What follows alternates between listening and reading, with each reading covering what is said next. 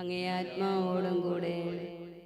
സ്നേഹം നിറഞ്ഞ റാപ്സനച്ച, ജോസഫച്ച, സിസ്റ്റേഴ്സ്, പ്രിയ സഹോദരി സഹോദരന്മാരെ, ഈശോ മിശിഹായ്ക്ക് സ്തുതിയായിരിക്കട്ടെ. ഇപ്പോഴും എപ്പോഴും സ്തുതിയായിരിക്കട്ടെ. നമുക്ക് പരസ്പരം സ്തുതി പറയാം.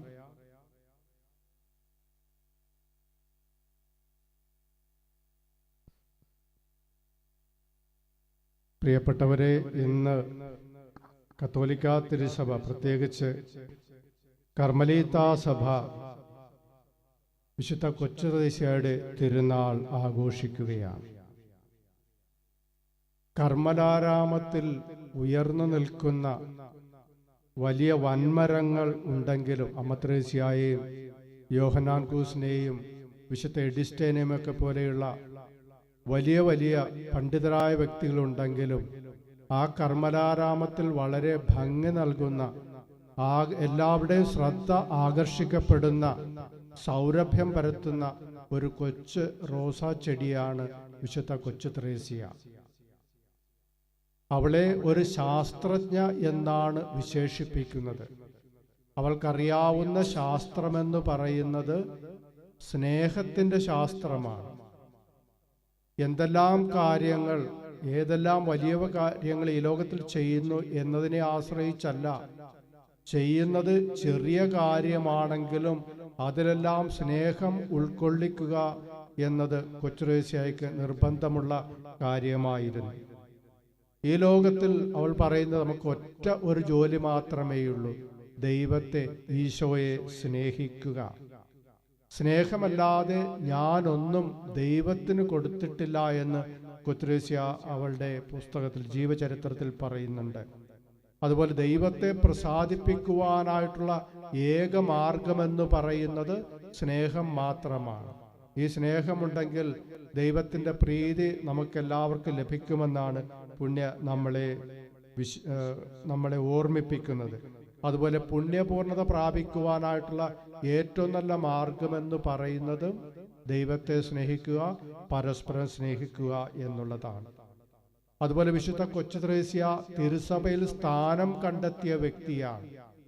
തിരുസഭയിൽ യേശുവാകുന്ന ശിരസിൽ തിരുസഭ പടുത്തുയർത്തപ്പെടുമ്പോൾ അതിന് പല അവയവങ്ങളുണ്ടെങ്കിൽ അതിൽ പ്രധാനപ്പെട്ട ഒരു അവയവമെന്ന് പറയുന്നത് ഹൃദയമാണ്. ആ ഹൃദയത്തിൻ്റെ പ്രത്യേകത എന്ന് പറയുന്നത് സ്നേഹം ഉണ്ടാകുക എന്നുള്ളതാണ്. അപ്പോൾ ആ ഹൃദയത്തിൽ സ്നേഹമായിരിക്കുവാനായിട്ടാണ് വിശുദ്ധ കൊച്ചുത്രേസ്യ ആഗ്രഹിച്ചത്. അതുകൊണ്ട് അവൾ പറയുകയാണ്, ഈ സ്നേഹം വലിയ കാര്യങ്ങൾ ചെയ്യുവാനായിട്ട് ഒരുവനെ പ്രാപ്തനാക്കുന്നത് ഈ ഹൃദയത്തിലുള്ള സ്നേഹമാണ്.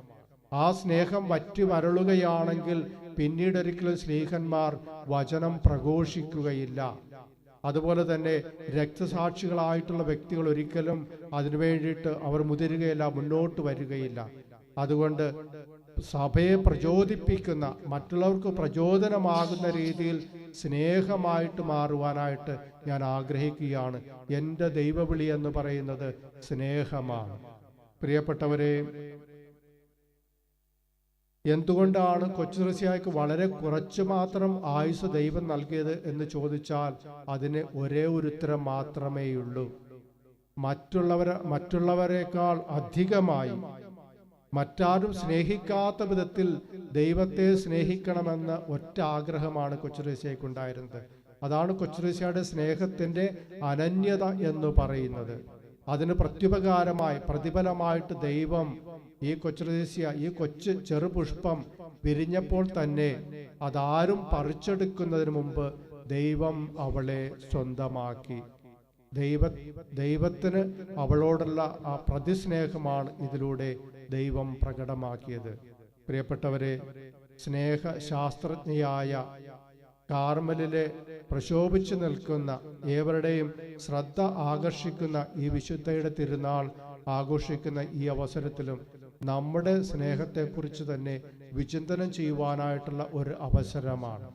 നമ്മുടെ ഹൃദയത്തെ, നമ്മുടെ കുടുംബത്തെ പ്രചോദിപ്പിക്കുന്ന സ്നേഹമുള്ള വ്യക്തികളായി, സ്നേഹത്തിൻ്റെ വാക്താക്കളായി മാറുവാനായിട്ട് നമുക്ക് ആഗ്രഹിക്കാം. അതിനായിട്ട് വിശുദ്ധ കൊച്ചുത്രേസ്യയുടെ മാധ്യസ്ഥം അപേക്ഷിക്കാം. ദൈവത്തെ സ്നേഹിക്കാതെ കുടുംബാംഗങ്ങളെ